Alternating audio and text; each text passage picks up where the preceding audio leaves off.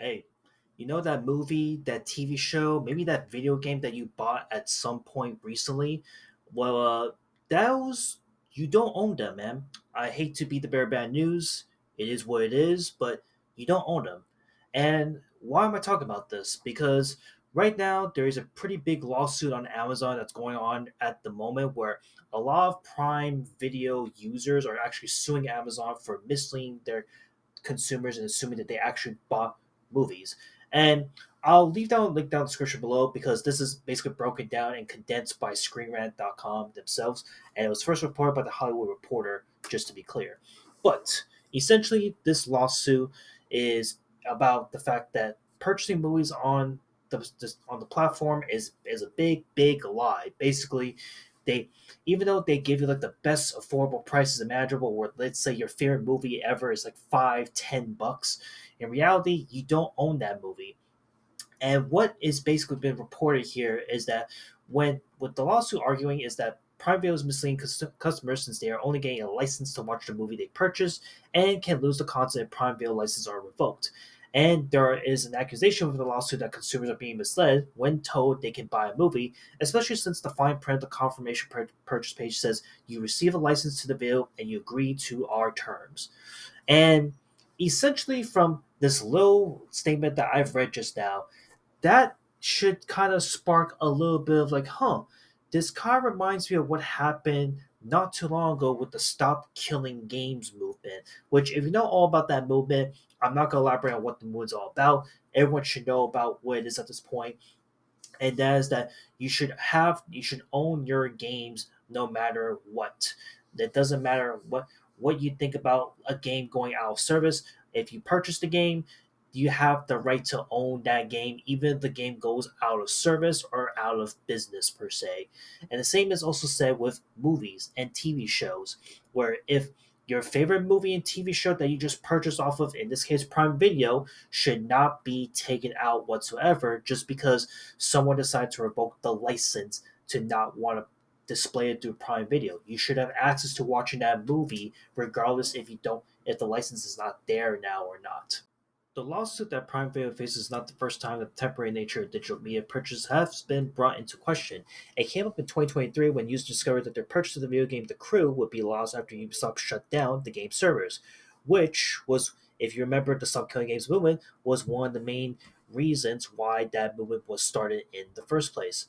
While this may not be entirely development that the entertainment industry is an important one, when most viewers purchase a movie on Prime Video, they're doing so under the assumption that they now have permanent access to the movie, but the lawsuit says that this is a misconception, which is also true. Again, with a lot of people wanting to buy your favorite movies or favorite TV shows, they are already immediately under the assumption that, okay, I own this movie, I own everything, this is all good, kaput, that's it. But nope, in reality, that's not the case. The reality of the matter is that you're just owning a piece of the movie. And if something were to happen to the license, then the movie and the TV show that you just owned, that you just bought, is essentially gone and banished to the shadow realm, more or less. And the money that you just earned is essentially lost and is never going to come back. Consumers may now have more reluctancy to buy and binge watch movies on Prime Video now that there is a more awareness on the purchases potentially being revoked. This could lead to a decrease in buying movies on Prime Video in the future, which probably won't happen honestly with this third big little statement here, but who knows? Maybe there's a possibility, right?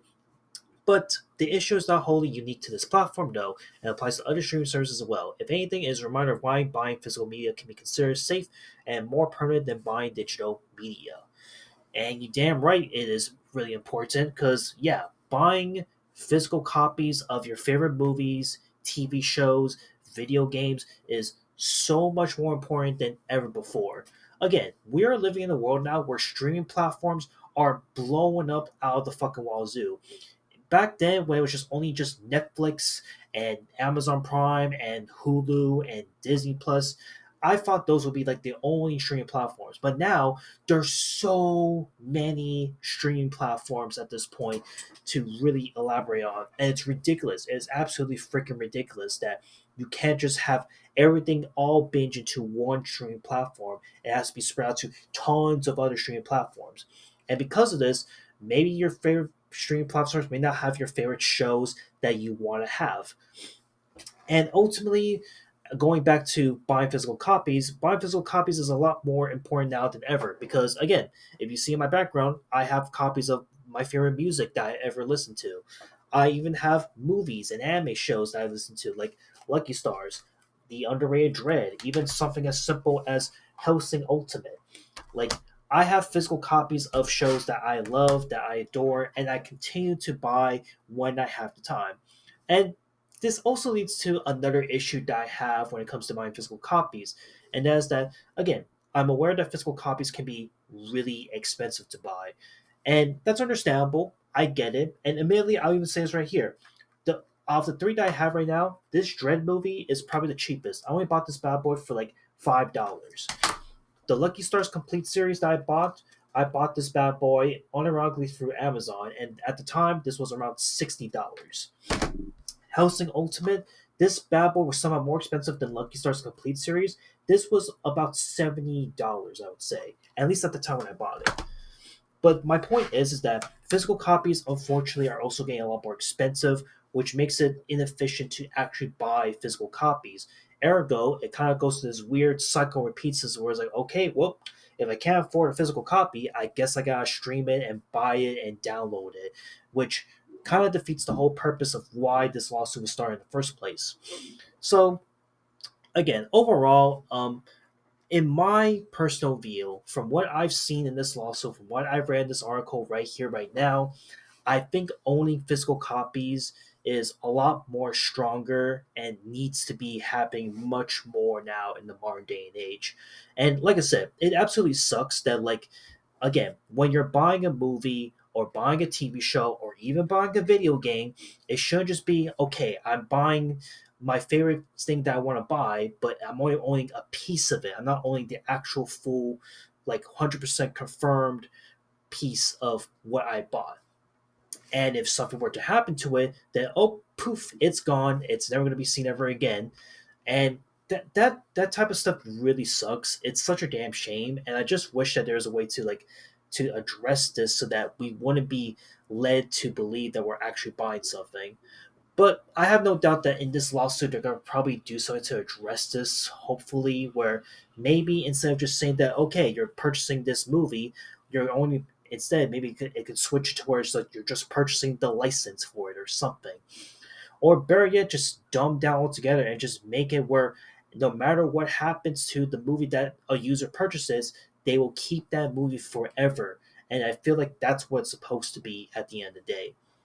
So yeah, pretty unfortunate news, but also not surprising considering where the current state of where buying movies, video games, and TV shows are at this point.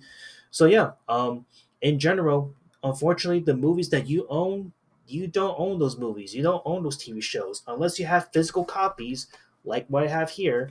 Um, you basically do not own it, unfortunately. And yeah, just want to talk about this because I figured to try something out a little bit risque for my taste, which I know I want to cover, but why freaking not? So yeah, I'll see you on the next one. Later.